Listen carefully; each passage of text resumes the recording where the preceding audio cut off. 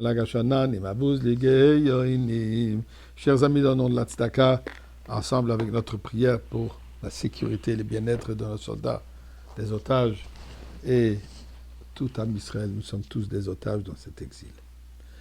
Hier, j'ai rapporté l'histoire du 3e jour de mois de Tammuz où Yoshua a arrêté le soleil pendant qu'il était en guerre avec Givon, etc. Et j'avais mentionné qu'il y a encore 2 autres événements qui sont passés au jour de 3e jour de Tammuz, qu'on appelle Gimel Tammuz, le 3e jour de Tammuz.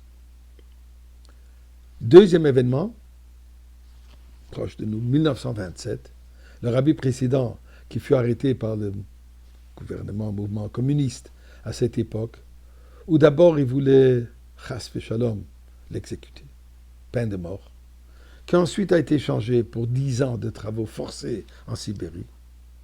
Et finalement, le 3e jour de Tammuz, ils ont annoncé que ceci aussi a été commué, changé pour 3 ans en exil. Et finalement, 9-10 jours plus tard, ils ont annoncé qu'il est complètement libéré. Donc, Gimel Tammuz, c'était le jour de la délivrance du rabbi précédent, mais pas encore complètement dévoilé. Comme le rabbi explique, c'était Geoula me behelem. C'était une délivrance, mais on ne l'a su que 10 jours plus tard à quel point la délivrance elle est totale. Aujourd'hui, je voudrais parler du Gimel Tammuz qui est tout proche de nous. Il y a 30 ans, samedi soir, exactement 30 ans, samedi soir, 3e jour de Tammuz, vers 1h du matin, les médecins ont annoncé qu'on ne voit plus de signes de vie physique chez le rabbi. Et depuis, on ne voit plus le rabbi physiquement.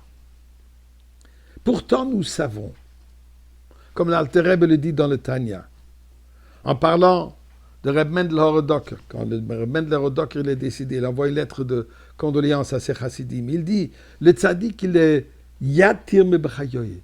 La présence du tzaddik ici, elle est encore plus que durant son vivant. D'ailleurs, nous savons, on va pèleriner les tzaddikim. Pourquoi? Puisqu'on sait qu'ils nous entendent, puisqu'on veut qu'ils intercèdent pour nous à Kadosh Baruch Hu. On ne parle pas une pierre. Mais pourtant, on voit quelque chose de particulier qu'on ne retrouve que chez quelques-uns. Yaakov et Moshe Rabbeinu. Et David HaMelech. On chante tout le temps David Melech Israël Chai Vekayam. David, le roi d'Israël, est vivant, il existe. Écoutez une Gemara. Je n'aurai pas le temps de l'expliquer, mais je veux que vous l'entendez. Je vous donne l'adresse. Gemara Ta'anit, Daf He, page 5, folio B. La Gemara dit la chose suivante. Une discussion entre Rav Nachman et Rabbi Yitzhak. Assis au repas. Rav Nachman demande à Rabbi Yitzhak, partage une pensée de Torah pour qu'on ne soit pas juste en train de manger sans parler un sujet de Torah. Rabbi Yitzhak lui dit, Rabbi Yochanan a dit qu'il ne faut pas parler durant qu'on mange, pendant qu'on mange, puisque ça peut être dangereux. On peut, chas v'shalom, avaler la nourriture et s'étouffer. Mais une fois qu'il a terminé le repas, là, Rabbi Yitzhak lui dit, je suis endetté, tu m'avais demandé un Dvar Torah, il faut que je te partage, et voici. Écoute ce que Rabbi Yochanan a dit. Rabbi Yochanan de dire, Yaakov Avinu Lomet. Yaakov Avinu n'est pas décédé. Nachman lui regarde et dit, mais un instant. On regarde dans le Chumash, on voit qu'il a été enterré. Nous savons tous qu'on va à Hebron, Marat Marpella, qui est là-bas? Abraham et Sarah, Yitzhak et Rivka, Yaakov et Léa. Donc, ils ne se promènent pas là-bas vivants. Ce n'est pas quelques millénaires qui se promènent là-bas. Qu'est-ce que ça veut dire qu'ils sont vivants? Rabbi Yitzhak de lui répondre, je le déduis d'un verset.